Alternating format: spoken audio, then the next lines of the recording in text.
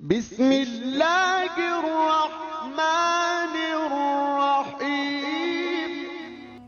حضرت مخدوم سید علاء الدین علی احمد صابر کلیری رحمۃ اللہ علیہ کی ولادت بسعادت 19 ربیع الاول 592 ہجری میں جمعرات کی رات نماز تہجد کے وقت افغانستان کے شہر ہرات میں ہوئی۔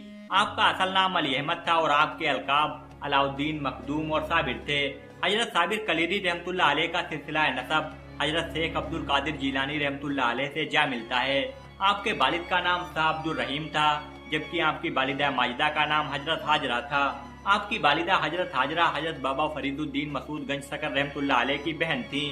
والدہ کی طرف سے آپ کا سلسلہ نسب امیر المومنین حضرت عمر فاروق رضی اللہ تعالیٰ عنہ سے ملتا ہے، تو والد کی طرف سے آپ کا سلسلہ نسب حضرت امام حسن رضی اللہ تعالیٰ عنہ سے جا ملتا ہے۔ زندگی کے پہلے سال میں ہی آپ ایک دن دودھ پیتے اور دوسرے دن دودھ نہیں پیتے تھے، گویا کہ دوسرے دن روزہ رکھتے تھے۔ 5 سال کی عمر میں 17 ربیع الاول 597 ہجری کو والد ماجد کا سایہ آپ کے سر سے اٹھ گیا۔ آپ کے والد کے وصال کے بعد آپ کی والدہ 600 ہجری میں ہرات سے اجودھن پاک پٹن میں اپنے بھائی حضرت بابا فرید الدین مسعود گنج سکر رحمۃ اللہ علیہ کی خدمت میں حاضر ہوئیں اور حضرت علاء الدین علی احمد صابر کلیری رحمۃ اللہ علیہ کو بابا فرید کے سپرد کرتے ہوئے فرمایا کہ اب اس بچے کی پرورش اور تربیت آپ کریں۔ حضرت بابا فرید نے خود آپ کو تعلیم دینا شروع کی۔ آپ کی ذہانت کا کمال تھا، آپ نے 3 سال کے اندر ہی تمام علوم ظاہری حاصل کر لیے۔ 3 برس کے بعد آپ کی والدہ بھائی سے یہ کہہ کر واپس ہرات چلی گئیں کہ اب بھانجے کو علوم باطنی میں بھی کامل کر دیجیے گا اور کوئی تکلیف نہ ہونے دیجیے گا۔ حضرت بابا فرید نے آپ کو مرید کر کے لنگر تقسیم کرنے کی خدمت آپ کے سپرد فرمائی۔ آپ نے 12 سال کے عرصے میں کچھ بھی نہیں کھایا۔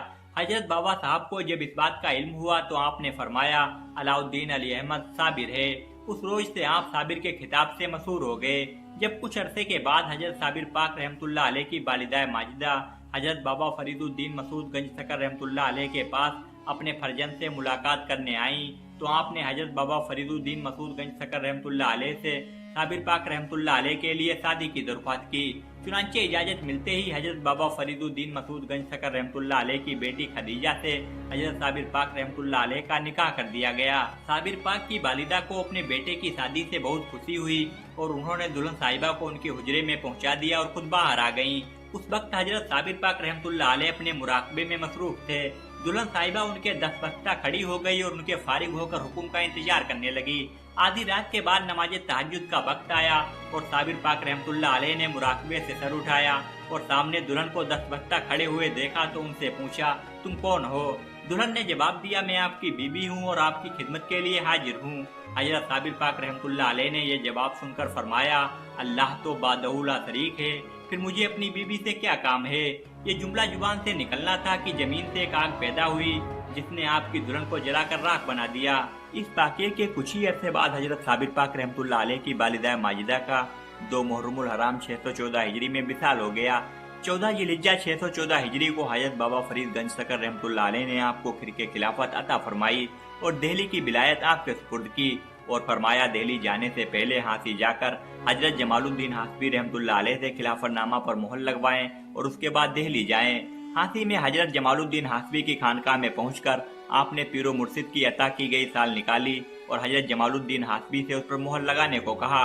حضرت جمال الدین حاسبی نے چراغ منگوایا اور خلافت نامہ پڑھنا شروع کیا۔ ہوا چلنے کی وجہ سے چراغ بجھ گیا تو حضرت جمال الدین حاسبی نے کہا چراغ بجھ گیا ہے لہٰذا خلافت نامہ پر صبح دستخط کیے جائیں گے۔ صابر پاک نے جب یہ سنا تو آپ نے چراغ پر پھونک ماری اور وہ دوبارہ روشن ہو گیا۔ یہ بات حضرت جمال الدین حاسبی کو ناگوار گزری اور انہوں نے کہا دہلی والے آپ کو برداشت کہاں کر سکیں گے، آپ تو ذرا سی دیر میں دہلی کو جلا کر خاک کر دو گے۔ یہ کہہ کر حضرت جمال الدین حاسبی نے آپ کا خلافت نامہ پھاڑ دیا۔ صابر پاک نے جلال کی حالت میں فرمایا چونکہ تم نے میری مثال کو چاک کر دیا ہے میں نے تمہارے سلسلے کو مٹا دیا ہے۔ اس بات پر حضرت جمال الدین نے پوچھا شروع سے یا آخر سے؟ آپ نے جواب دیا شروع سے۔ اس کے بعد آپ اجودھن واپس آئے اور سارا ماجرا حضرت بابا فرید کو بتایا تو حضرت بابا فرید نے فرمایا جمال کے پارا کیے ہوئے کو فرید نہیں سی سکتا۔ اس کے بعد بابا فرید نے کلیر کی ولایت آپ کے سپرد فرمائی اور خود خلافت نامہ پر دستخط کیے۔ حضرت بابا فرید الدین مسعود گنج سکر رحمۃ اللہ علیہ سے ولایت لینے کے بعد مخدوم علی احمد صابر अपने मुर्शिद के हुक्म पर हजरत अलीमुल्ला अब्दाल को हमराह लेकर कलियर की जानिब रवाना हुए। कलियर के लोग बहुत ही नाफरमान थे और उन्होंने आपकी बात नहीं मानी। जब कलियर वालों की नाफरमानी और सरकसी हद से बढ़ गई और आप बासिंदगाने कलियर को समझा समझा कर तंग आ गए, तो आपने हकीकत हाल अपने पीरो मुर्शिद के हुजूर में पेश की, जिसके जवाब में बाबा फरीद ने लिखा, बरखुरदार अल्लाह के हुक्म से ये विलायत तेरी है और इसका इख्तियार तेरे हाथ में है, जैसा समझो करो। एक दिन आप जुमे की नमाज पढ़ने के लिए जामा मस्जिद गए और पहली सब में जाकर बैठ गए। इतने में रईस कलियर और काजी शहर मस्जिद में आ गए और आपको पहली सब में बैठा देख बुरा भला कहा और पहली सब से हटा दिया। आप और आपके अकीदतमंद वहां से उठकर बाहर आ गए। थोड़ी देर गुजरी, जब लोग रुकू में गए तो आपने मस्जिद को हुक्म दिया, तू भी सजदा कर ले। इस फरमान के मुताबिक मस्जिद गिरी और सब लोग उसमें दब कर मर गए। आपने अपनी मुरीद गुलजारी और उसके लड़के से फरमाया, मेरे दोस्त और अकीदतमंदों को लेकर 12 कोस दूर चले जाओ। जब आपके अकीदतमंद चले गए तब आपकी कहर आलूदा नजर जमीन पर पड़ी और कलियर के चारों तरफ 10-10 कोस तक सब जलाकर राख कर दिया। आप 12 साल तक गूलर की साख पकड़े खड़े रहे और आपकी नजरों से आतिश के शोले निकलते रहे और कलियर जलता रहा। इस बात का इल्म जब हजरत बाबा फरीद को हुआ तो आपने हजरत शमसुद्दीन तुर्क पानीपति को हजरत साबिर पाक को बिठाने के लिए भेजा। शमसुद्दीन तुर्क पानीपति अलीमुल्ला अब्दाल के साथ कलियर आए।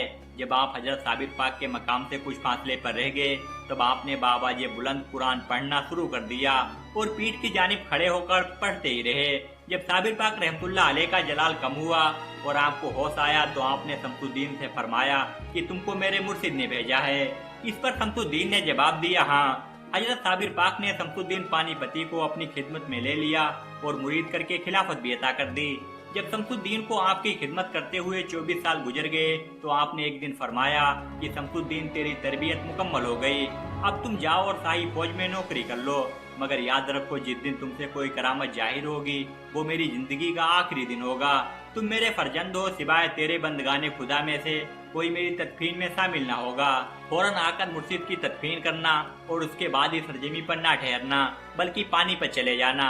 आपके इस फरमान के बाद शमसुद्दीन तुर्क पानीपति कलियर से जाकर सुल्तान अलाउद्दीन खिलजी की फौज में भर्ती हो गए। सुल्तान अलाउद्दीन खिलजी चित्तौड़ को फतह करने में बार बार नाकाम हो जाने की वजह से बहुत रंजीदा और पस्त हिम्मत हो रहा था और फकीरों की तलाश में इधर उधर मारा मारा फिर रहा था। तो किसी फकीर ने कहा कि तुम्हारी फौज में ही एक इतना अजीम शख्स मौजूद है कि अगर वो दुआ कर दे तो फतह सामने है। सुल्तान ने पूछा, मुझे कैसे पता चलेगा कि वो बुजुर्ग कौन है? फकीर बोले कि एक रात जोर से हवा चलेगी तो तमाम सिपाहियों के चिराग गुल हो जाएंगे, पूरे लश्कर में सिर्फ एक ही चिराग रोशन रहेगा और वो चिराग उन बुजुर्ग का ही होगा। सुल्तान ये सुनकर बहुत खुश हुआ और उस रात का इंतजार करने लगा। एक रात बहुत तेजी से हवा चली और सारे खेमों के चिराग गुल हो गए, मगर पूरे लश्कर में एक खेमा ऐसा भी था जिसमें चिराग रोशन था। हवा की तेजी का उस चिराग पर कोई असर न था। सुल्तान दौड़ता हुआ उस खेमे पर गया तो उसने देखा कि शमसुद्दीन रहमतुल्लाह अलैह कुरान पढ़ रहे हैं। जब शेख शमसुद्दीन तिलावत कलाम पाक से फारिग हुए तो सुल्तान ने फरमाया, हुजूर आप दुआ कीजिए कि चित्तौड़ का किला फतह हो जाए। आपने फरमाया, मेरी कुछ शर्तें हैं, अगर आप वो मान ले तो मैं दुआ कर दूंगा। सुल्तान ने कहा कि आपकी हर शर्त मंजूर है। आपने फरमाया, सबसे पहले आप मेरा इस्तीफा मंजूर करें और मेरी तनख्वाह मुझे दे दें। मैं यहाँ से रवाना होकर 3 कोस के फासले पर जाकर दुआ करूँगा, आप किले पर हमला कर दें। अल्लाह ने चाहा तो किला जरूर और जरूर फतह हो जाएगा।